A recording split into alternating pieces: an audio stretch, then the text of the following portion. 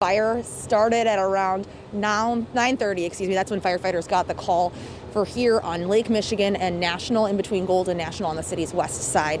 Now, I am told everyone did get out okay. I'm going to take a step out of the way so you can take a look.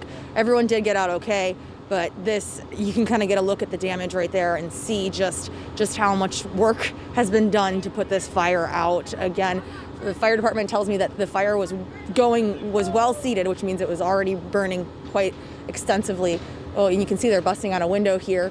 I'm not sure what that is, but the lieutenant is here with me, and he'll be able to explain that in just a moment, what they're kind of doing here. But this fire, again, crews were here within 2 minutes.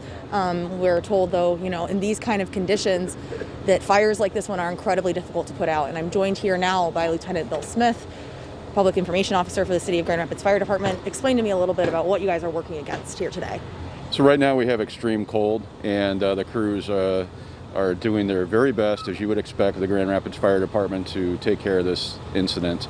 They did arrive within 2 minutes, quickly realized that this fire had advanced beyond what they initially thought, but there was a lot of smoke when they arrived.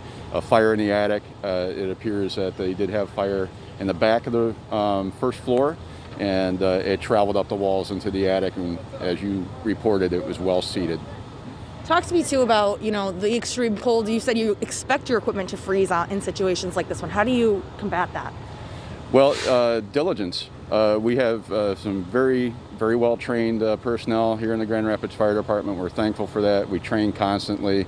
This cold will impact our water supply and water delivery. So when they're advancing to a fire attack, when they're going inside, they have to be mindful of their hoses, and if they're not flowing water, they have to make sure that they're not going to freeze. As you know, the temperature is very bitterly cold today, and our fire crews will encounter, once they get into the structure, when they are sprayed with water, they almost immediately ice up, and that adds weight to our firefighters, and so the work that they would normally do is that much harder because of the weight and mobility issues.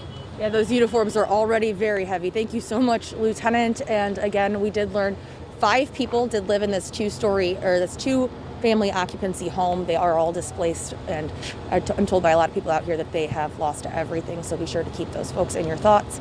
We're going to continue to update you as we learn more. Lieutenant Smith tells me that most of these crews are going to be out here well to the afternoon. Again, I'm on Lake Michigan in between Gold and National. So if you live in this area, try to find a different route to go down.